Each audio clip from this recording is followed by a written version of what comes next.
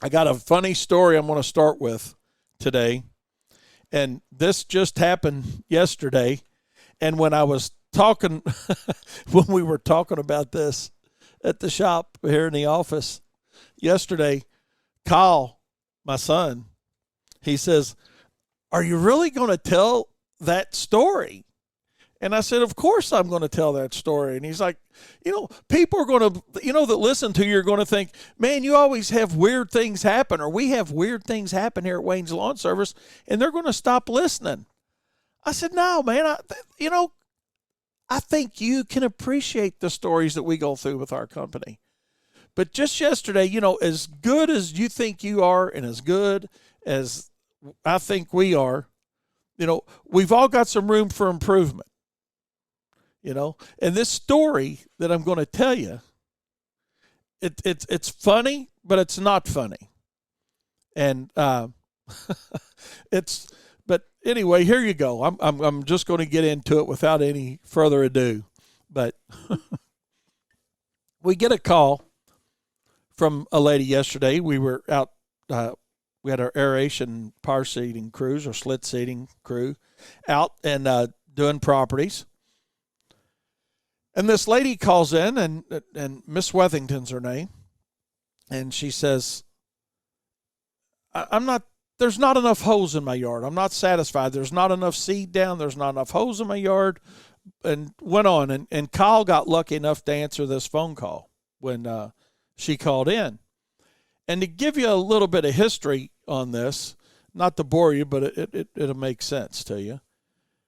Last Thursday, when they called in requesting an estimate, I answered the phone. I talked to them. I went to see them. And so when I got out there, they were interested in some aeration and some overseeding and possibly some slit seeding for a different area of their yard. So I'm talking to them, and I explained our process for the slit seeding that, hey, we double pass the lawns, we till the edges, because our machine can't ride up right onto the sidewalk or curbs or whatnot. And so we till those edges, and then we broadcast seed over the top even after that, apply new lawn starter, blah, blah, blah. Went through the whole routine with her. And I explained when we do our aeration. And now, keep in mind, she called in. Then I talked to her husband when I got there, and she was kind of in the background listening, okay? And we were outside doing our social distancing thing. And so he wanted to get the front and the sides aerated, and he wanted to get the back lawn power seeded or slit. We call it power seeding in my market, or we do at Wayne's Lawn Service. A lot of you guys call it slit seeding. So the backyard was going to get slit seeded. So I gave him our pricing on that, explained how we do everything, and he says, "Yeah, let's go ahead and do it." So we scheduled the work. We got him worked in. From Thursday to yesterday, we already got him in our system, on a route, and service being provided, okay? So she calls in, and she's like, "There's not enough hose in my yard. This job isn't done right. They didn't run the tiller around the edges." Now, I neglected to tell you a part of this, and the part that I left out was they decided not to do the slit seeding, where we explained where we run a tiller around the edges when we slit seed because we can't run that power seeding machine, along all those curbs. She says it just didn't what we wanted. Just didn't what we wanted. So Kyle at that point says, "Okay, Miss Wethington, let's do this. I'll have the crew come back," because we had several we were doing right in the neighborhood that day, yesterday, and they were still closed.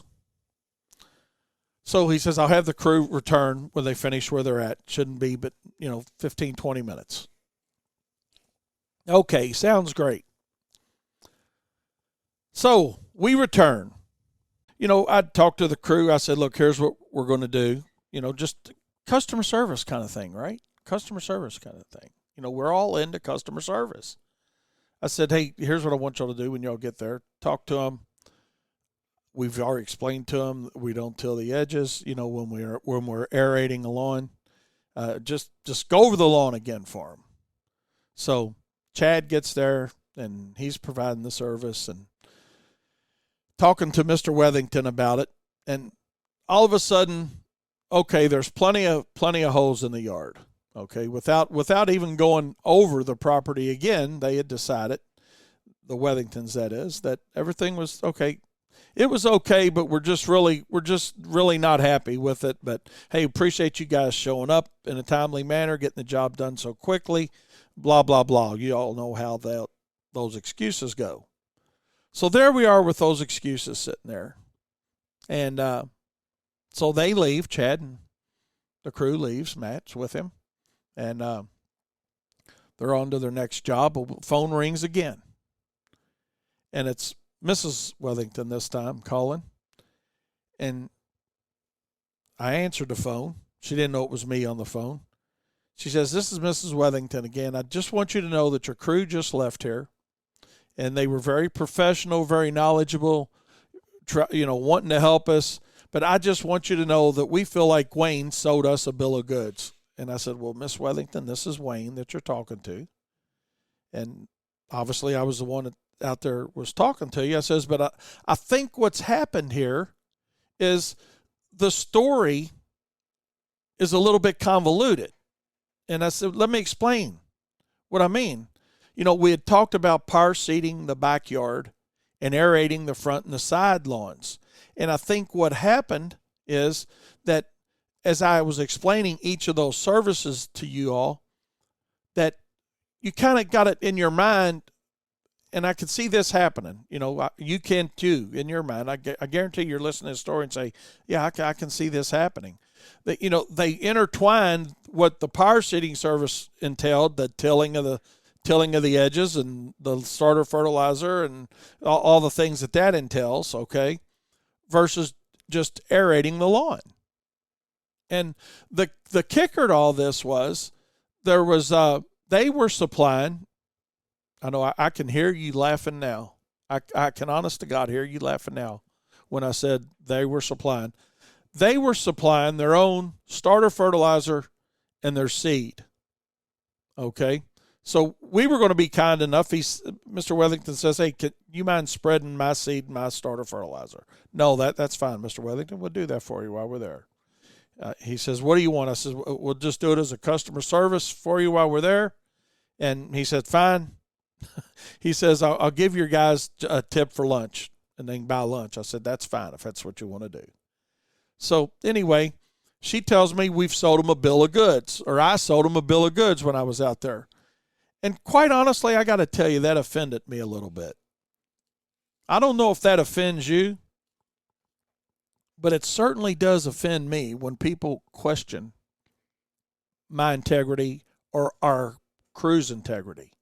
Because one thing that we do not have to do, Wayne's Lawn Service doesn't have to do it, you don't have to do it, is let people question our integrity when we know we haven't lied to them. And, I told Mrs. Wethington when she called, she says, everybody was great, blah, blah, blah. I've already went through that part of the story with you. I said, "Miss Wethington, here's the situation. A couple $100 in aeration on a front yard is not worth you being this upset." I said, "Here's what I want to do. Let's just do this." And I know some of you guys are going to agree with this, and some of you guys are going to say, "Man, that's the dumbest thing you could have done, Wayne." And that's okay. But I made a decision as I was on the phone. Sometimes we look back on it, we say, "Man, we probably shouldn't have done that." But this is what I did. I said, "Miss Wethington, a couple $100 for aeration isn't worth you being all upset." I said, "Let's just do this. You're not happy with the service. You said there's not enough holes in the yard. We came back, and then all of a sudden your husband decided that was okay. We applied Dural seed while we were there. We actually did some tilling that they wanted done, and that was okay. In the backyard, they had an area where they wanted a little area tilled up, and we did that for them pro bono. All right. And I said, "Look, let's just do this. Don't worry about paying us. You don't have to pay anything. Here's what I want you to do. I want you to take the money that you were going to spend with Wayne's Lawn Service and hire somebody else to come out and do the job the way you want it done." Because obviously we've been there twice today The first time before we left, your husband said it was okay. And the second time he said it was okay. So there's a communication breakdown there. And you guys get that worked out, but don't worry about paying us for it. Because what my mindset at that point was, and looking back on it, I should have never done that. And I'll share that part of the story here with you in a minute. But looking back on that, I probably should have never handled it that way. But that's what I said. And she said, no, we don't want to do that. No, we don't want to do that. I said, no. I said, I don't want you to be upset about it. And we don't need the negative reviews.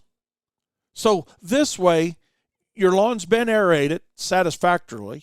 I know it has, but you're not happy with it. So that goes back to a thing that a buddy of mine used to say all the time, that it may not be our fault, but it is our problem.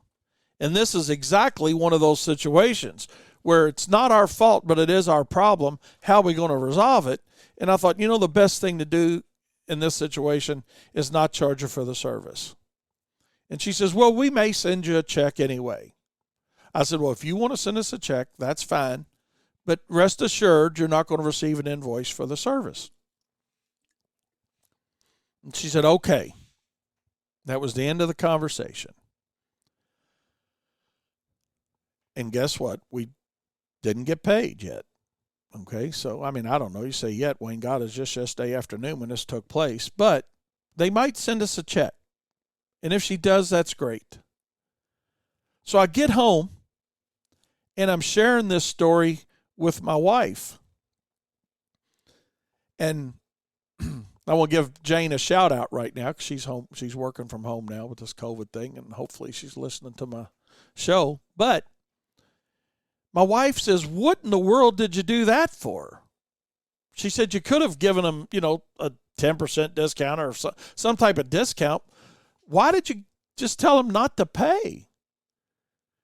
She said, what you should have told them, and you got to know Jane, my wife, and I know you don't know her, but she's very, very laid back. She is a very laid back person. Excuse me. But she said, what you should have told them is that $200 is going to come out of the cruise check, and seen how she felt about that, even though we never do anything like that. She said, because realistically, you went out there, you did the work, you went back. Her husband said the work was good again. Why did you give it away? And, I got to thinking about that. That was probably the wrong thing to do. And I share that whole story with you because I think I had a weak moment, or I know I had a weak moment looking back on it. And I know you probably have those same weak moments. And what I don't want you to do, that's what I tell you all the time listening, and when I'm doing my seminars across the country, and, if I'm consulting with somebody and coaching a company or whatnot, right or wrong, do something, make a decision. And if you think it's the wrong decision after you do it, just don't make the same mistake again. And I think that's a mistake that I'm not going to make again. You think after 41 years of doing this, you wouldn't make mistakes. But I honestly believe that I made a mistake in telling them not to pay now after Jane explained it to me. We've all done it. Or if you haven't done it, kudos to you, man. Don't do it. But I made that mistake yesterday. I gave away a couple $100 in service that was satisfactory to half of the buying committee, all because I don't know why. How's that for an answer? I don't know why. I thought it was the right thing to do at the time. I made a decision, but I won't make that same mistake again. And I share that story with you, and back to Kyle's point yesterday afternoon when he says, I can't believe you're going to tell that story. It seems like you're always telling stories about bad customer relations that we have, something not being done right here, something not being done right there. The reality of it is we all have customer complaints.